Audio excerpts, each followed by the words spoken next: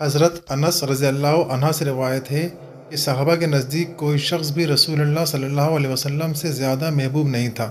اس کے باوجود وہ رسول اللہ صلی اللہ علیہ وسلم کو دیکھ کر کھڑے نہیں ہوتے تھے، کیونکہ وہ جانتے تھے آپ اس کو ناپسند فرماتے ہیں۔ حضرت ابو برزہ اسلمی رضی اللہ عنہ فرماتے ہیں کہ رسول اللہ صلی اللہ علیہ وسلم نے ارشاد فرمایا، قیامت کے دن آدمی کے دونوں قدم اس وقت تک حساب کی جگہ سے نہیں ہٹ سکتے جب تک اس سے ان چیزوں کے بارے میں پوچھ نہ لیا جائے: اپنی عمر کس کام میں خرچ کی، اپنے علم پر کیا عمل کیا، مال کہاں سے کمایا اور کہاں خرچ کیا، اپنی جسمانی قوت کس کام میں لگائی۔ حضرت انس بن مالک رضی اللہ عنہ سے روایت ہے کہ رسول اللہ صلی اللہ علیہ وسلم نے ارشاد فرمایا،